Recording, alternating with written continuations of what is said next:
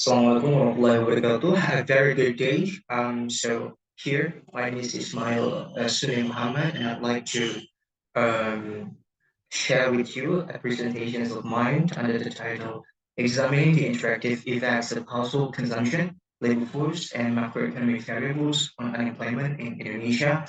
And I come from Faculty of Economic and Business, Universitas Islam International, Indonesia. Let's move on to um, the next slide.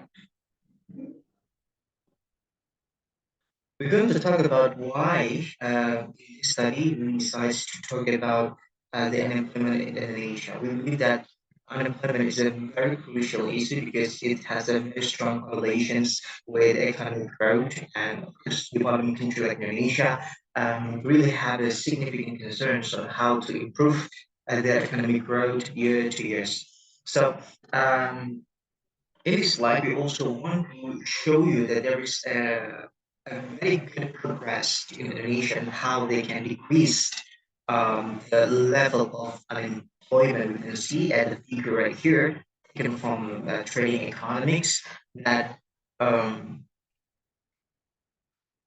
the house, sorry, that at the first quarter of 2023, unemployment rate in Indonesia decreased to 5.45%. In quarter three of 2022, the unemployment rate was like 5.86%, which is an improvement from the same quarter in the previous year. So I believe that one possible reasons we have a decrease of unemployment rate is because the lifting of COVID-19 restrictions, the new normal policy significantly incentive this kind of trend.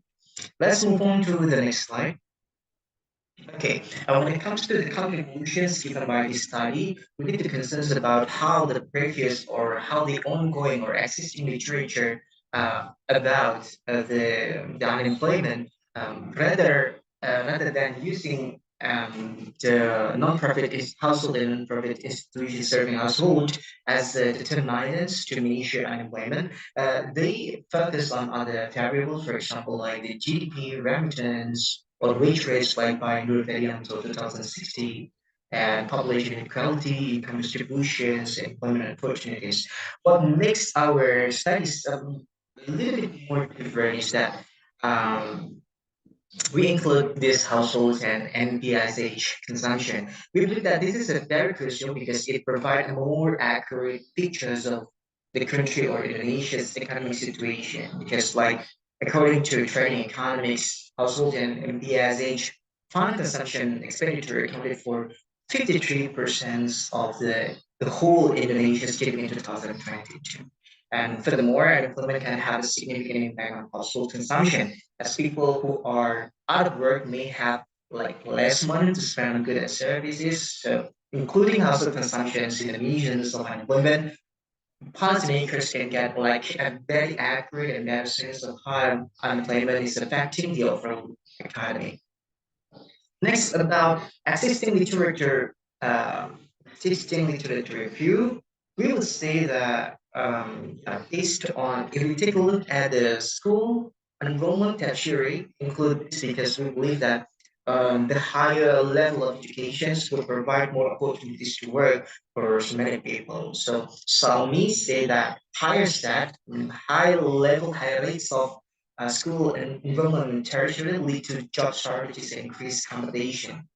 Okay, means that it would like exacerbate the unemployment. However, Managing and Yamaka believe that an increased unemployment of advanced educated workers can still have two possibilities, whether they would like negatively or positively impact the economy. Meanwhile, talking about the household and non-household, okay, we see that this sector plays a very significant role in creating employment opportunities because, like our government, as many developing countries, rely so much on the private sector. That's based on Quaquamon 2018. And when it comes to literacy rate, okay, March 2018 reveals that higher literacy rates are strongly associated with more skilled workforce. Okay, so means that when everybody can read and write, they will have a better access to employment opportunities and hence decrease their unemployment.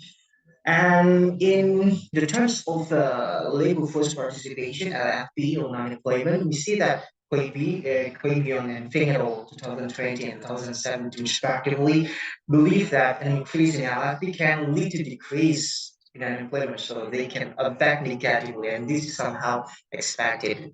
Inflation and also trade, FDI, and also interest rate are also considered to include this as a control variables in this study. That what makes this study like more novel and based on sync, that's a negative relationship between two variables means that when the inflation goes higher, then unemployment might even like go lower, means that it can decrease unemployment and on the other way around.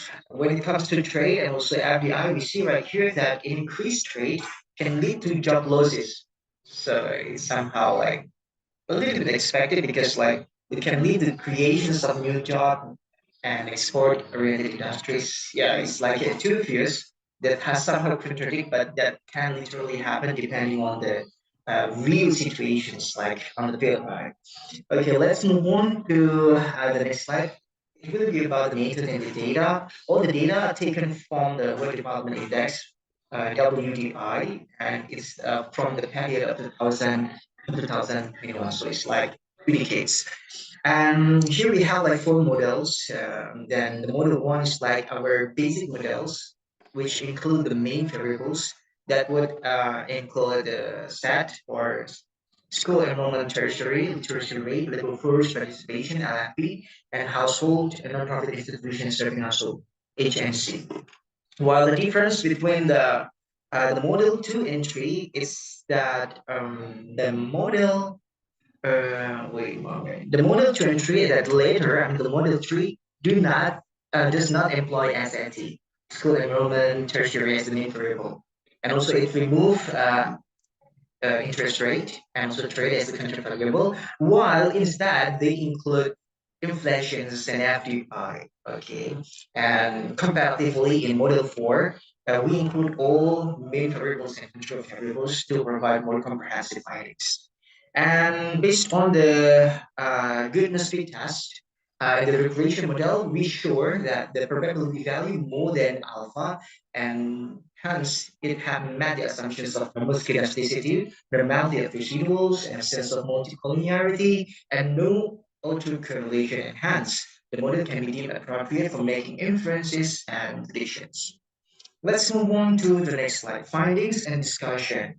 Precisely speaking, we see that in model 1, or like overall view, you can see that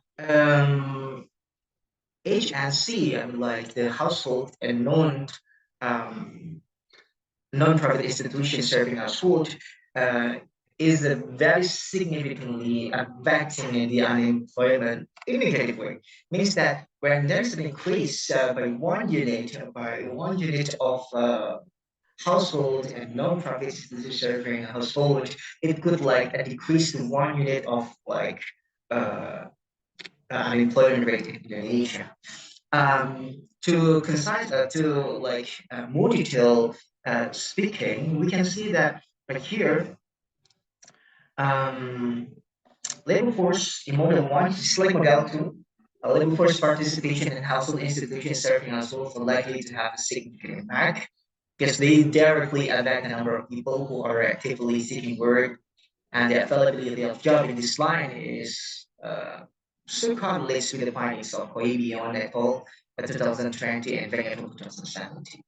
While in model 3 and 4, we can see that H&C, household and non-profit institutions serving household persistently provide significant impact on unemployment rate, which in the later, I mean like in the model 3, FDI seem also to have an impact on unemployment when all main and control variables are taken into model.